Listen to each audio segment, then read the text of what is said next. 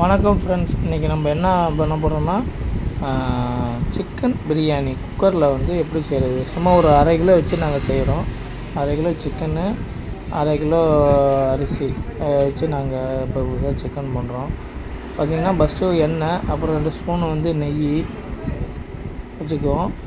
அப்புறம் கொஞ்சம் எண்ணெய் காஞ்ச பிறகு பட்டை, ஏலக்காய், கிராம்பு, ஸ்டாரு எல்லாத்தையும் போட்டுக்கலாம். அதில் கொஞ்சம் அது பச்சை வாடை போன பிறகு நல்லா வதக்கிக்கணும். பச்சை வாடை போகிற வரைக்கும் நல்லா வதக்கிக்கிங்க. வதக்கின பிறகு நம்ம அதுக்கப்புறம் வெங்காயத்தை அறுத்து வச்சுருக்கோம். வெங்காயம், தக்காளியெல்லாம் அறுத்து வச்சுருக்கோம். இது கொஞ்சம் நல்லா கொஞ்சம் பச்சை வாடை போகட்டும்.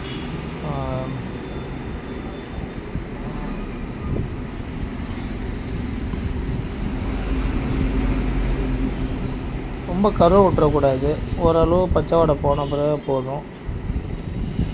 அப்புறம் பார்த்திங்கன்னா பாருங்கள், இப்போ வந்து வெங்காயத்தை வெட்டி வச்சுருக்கோம்.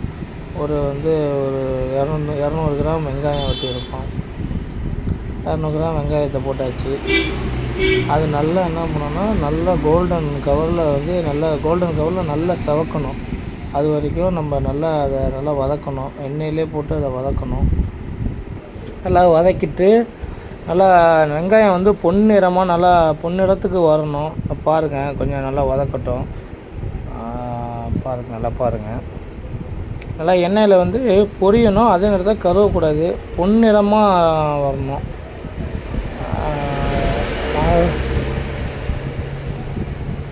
கொஞ்சம் டைம் எடுக்கும். கொஞ்சம் அடுத்தது பார்ப்போம், கொஞ்சம் என்னென்னு பார்த்துக்கிட்டு.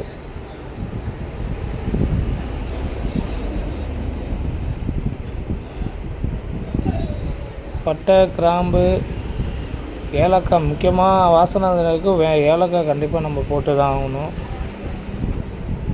மெயினான இன்க்ரீடியண்ட்டே ஏலக்காய் தான். ஏலக்காய், பட்டை, கிராம்பு, அன்னாசிப்பூ எல்லாம் மெயினாக போடணும். இதை பாருங்கள், அடுத்தது பாருங்கள், நல்லா ஒரு பொன்னிறமாக வந்து நல்லா வதங்கிடுச்சு பாருங்கள். பொன்னிறமாக வதங்கிடுச்சு. அடுத்தது நம்ம என்ன போட போகிறோம்னா, புதினா, கொத்தமல்லி எல்லாம் ஒன்றா போட்டு சும்மா லேசாக வதக்கினா போதும். கொத்தமல்லி சும்மா லேசாக வதக்கினா போதும். அதுவும் ரொம்ப கருவெல்லாம் தேவை கிடையாது. ஜஸ்ட்டு ஒரு பட்டு ஒரு 5 நிமிஷம் இருந்தால் போதும். அடுத்தது பார்த்திங்கன்னா நல்லா வதக்கிக்கணும். நீங்கள் வந்து தீயை வந்து ஃபுல்லாகவே வச்சுக்கலாம். ஸ்டிம்மில் வைக்கணும்னு அவசியம் இல்லை. நல்லா கொஞ்சம் அந்த பச்சை வாடை போகட்டும்.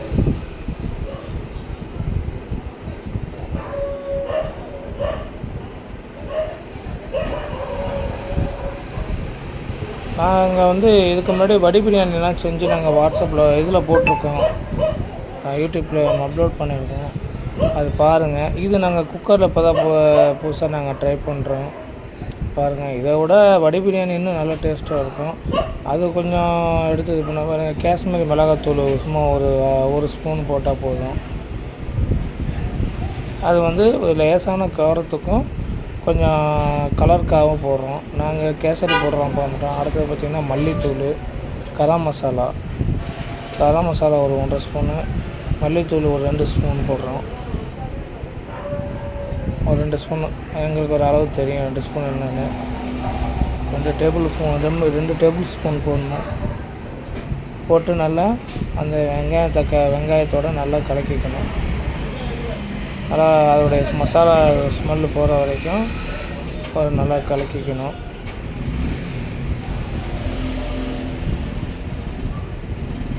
அவ்வளோதான். இதுக்கு போதும். காரத்துக்கு ஆல்ரெடி நம்ம ஒரு பச்சை மிளகா ஒன்று சேர்த்துருக்கோம்.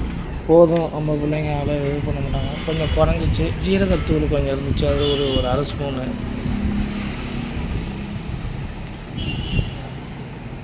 அதோட நம்ம ஃபுல்லாக இது பண்ணிக்க வேண்டியதாக. மஞ்சத்தூள் கொஞ்சம் நல்லா போட்டு நல்லா வெங்காய மசாலாவோட நல்லா கலர் வந்து மாறும் பாருங்கள். அப்படியே கலர் சேஞ்ச் ஆகிடும். ஃபுல்லாக சேஞ்ச் ஆகணுன்னா நீங்கள் முடித்த பிறகு பார்த்தீங்கன்னா நல்லாவே தெரியும் உங்களுக்கு. பாருங்கள்,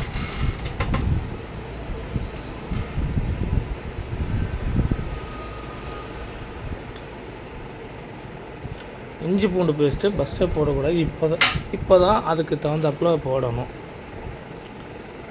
இஞ்சி வந்து ஒரு 100 கிராம்னா பூண்டு வந்து ஒரு 150 கிராம் கணக்கு பண்ணிக்கணும். கணக்கு பண்ணி அரைச்சி அதில் போட வேண்டியது தான். அதையும் லேசாக கொஞ்சம் வதக்கிக்கணும்.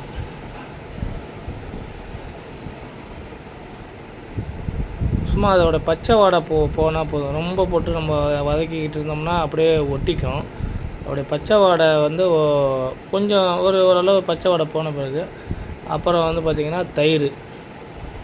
நாங்கள் வந்து ஒரு 200 தயிர் ஊற்றுறோம் போதும். நாங்கள் பசுந்தயிர் ஊற்றுறோம், பாக்கெட் தயிர் ஊற்றலை. பசுந்தயிர் இன்னும் நல்லா டேஸ்ட்டு கொடுக்கும். அந்த தயிரோட ஒன்றா கலந்தோன்னா அந்த தயிரோட அந்த லேசான அந்த திரி மாரி இருக்கிறதெல்லாம் நல்லா கிளியர் ஆகும். அந்த தயிர் மாரி திட்டாக இருக்காது. அது கொஞ்சம் கொதிக்க விட்டுட்டோம்னா அதோடைய இதெல்லாம் மாதிரி ஒரே நேரத்துக்கு உடையாந்துடும். வெயிட் பண்ணுங்கள், ஃபுல்லாக பார்ப்போம். அதை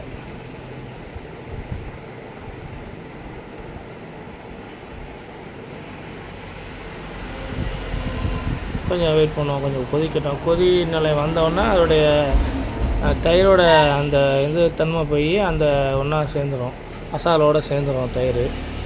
நெக்ஸ்ட்டு பார்த்திங்கன்னா தக்காளி போடுறோம்.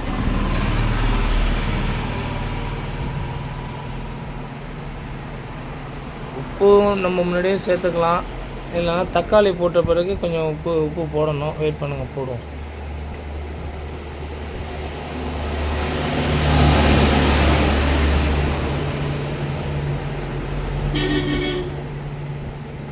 தக்காளி போடுறப்ப நம்ம உப்பு போட்டோம்னா தக்காளி கொஞ்சம் சீக்கிரமாக வதங்கும். அதனால நம்ம கொஞ்சம் உப்பு போட்டுக்கிறோம். போட்டு ஒரு கிளறிக்கிற வேண்டியதுதான். நல்லா கிளறிக்கிட்டு கொஞ்சம் வெயிட் பண்ணுவோம். தக்காளி வந்து வேகட்டும்.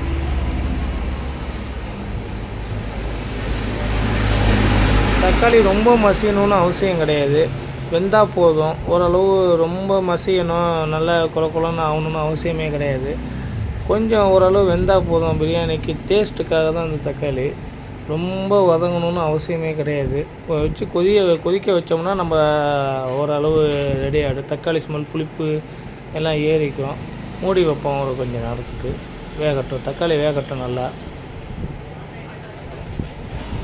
அதனால் பழமாக போட்டால் தக்காளி ரொம்ப நல்லது, நல்ல டேஸ்ட்டு கொடுக்கும். பழமாக போடுங்க. செங்காய், லேசான காயாக உள்ளதெல்லாம் போடாதீங்க. தக்காளி வந்து அப்படியே தான் இருக்கும், அந்த டேஸ்ட்டு கொடுக்காது. ஆமாம், ஒரு 5 நிமிஷம் அட்லீஸ்ட்டில் ஒரு 10 நிமிஷம் வெயிட் பண்ணுவோம். நாங்கள் கறி போடுறப்ப மறந்துட்டோம் போடுறதுக்கு, வீடியோ எடுக்க மறந்துட்டோம்.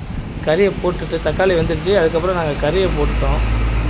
கறியை போட்டு ஒரு 5 நிமிஷம் ஆகுது.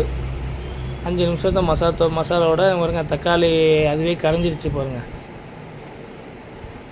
அதுவே கரைஞ்சிருச்சு. நாங்கள் போட்டது 1/2 கிலோ கோழிக்கறி தான் போட்டிருக்கோம். லெக் பீஸு எல்லாம் கலந்து போட்டிருக்கோம். 1/2 கிலோ போட்டிருக்கோம். அளவு தண்ணி அப்புறம் அரிசி எல்லாமே ஒன்றா போட்டு நம்ம ஊற்றுறோம். அது ஃபுல்லாக வளைச்சி போட்டிருக்கோம். நாங்கள் வந்து 24 கேரட் அரிசி தான் போட்டிருக்கோம். பிரியாணி அரிசி ஒன்றும் போடல, 24 வீட்டில் உள்ள அரிசி வச்சு தான் போட்டிருக்கோம். இல்லை சாரி ஃப்ரெண்ட்ஸ், 24 கிடையாது, ஜீரக சம்பா போட்டிருக்கோம். நாங்கள் மறந்துட்டோம், ஜீரக சம்பா தான் போட்டிருக்கோம். நல்லா கொதி வந்த பிறகு நல்லா கொதிக்கும். நல்லா கொதி வந்த பிறகு லேசாக ஒரு கிண்டிக்கிட்டு உப்பு காரையும் செக் பண்ணிக்க வேண்டியது தான். உப்பு காரத்தையும் நல்லா செக் பண்ணிக்கிட்டு நம்ம குக் பண்ணிக்க வேண்டியது தான். நம்ம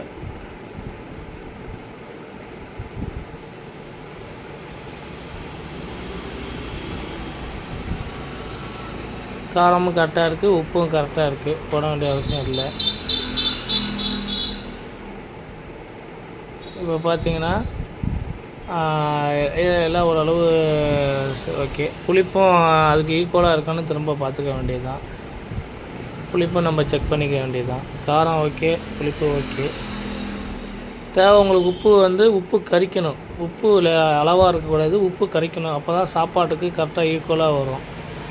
சும்மா அந்த உப்பு போட்டிங்கன்னா பிரியாணியில் உப்பு இருக்காது. ஒரு கல் தூக்கலாக தான் உப்பு போடணும் அதில் உங்களுக்கு. ஆமாம், உப்பு கொஞ்சம் குறைஞ்சிச்சு, நாங்கள் உப்பு போட்டுக்கிட்டோம். ரொம்ப போட்டு கிண்ட வேண்டாம். சும்மா நாங்கள் உப்பு போட்டதுனால லேசாக கிண்டி விட்டோம். அவ்வளோதான், போதும். கொஞ்சம் கொதிக்கட்டும். நல்லா பாருங்கள், ஓரளவு அந்த அரிசி வெந்துக்கிட்டு இருக்குது. கொஞ்சம் கொஞ்சமாக வெந்துக்கிட்டே இருக்குது. தக்காளிலாம் ஓரளவுக்கு கரைஞ்சிருச்சு. ஆனால் பார்த்தீங்கன்னா தக்காளிலாம் அப்படியே தான் இருக்குது. ஆனால் வெந்துட்டோம். எங்களுக்கு புளிப்பு பத்தலைங்கிறனால நாங்கள் ஒரு அரை எலுமிச்சம்பழம் புளிப்பு வந்து நாங்கள் சேர்த்துக்கிறோம். தக்காளியிலே புளிப்பு ஏறிடும். பத்தலைன்னா நம்மளுக்கு ஒரு அரை எலுமிச்சம்பழம் தக்காளி போட்டு எலுமிச்சம்பழம் பிழிஞ்சு போட்டுப்போம். கடைசியாக நம்ம வந்து இப்போ குக்கரை மூட போகிறோம். அது மேலே வந்து புதினா கொத்தமல்லி மேலாப்பில் தூவிப்போம். கடைசியாக நம்ம எடுத்து வச்சுருக்கோம், கொஞ்சம் அதை எடுத்து தூவிக்குவோம். அவ்வளோதான், அப்படியே வச்சுக்க வேண்டியது தான். இப்போ பார்த்தீங்கன்னா போதும், அவ்வளோதான். நம்ம ப்ராசஸ் முடிஞ்சிருச்சு. அடுத்தது நம்ம என்ன பண்ண போகிறோம்னா, சட்டியை நல்லா அந்த ஹோலை சரி பண்ணிவிட்டு பெல்ட்டை போட்டு மூடியை போட்டுற வேண்டியது தான். அவ்வளோதான், வச்சு மூடிட்டு கரெக்டாக பார்த்தீங்கன்னா விசில் வரணும்.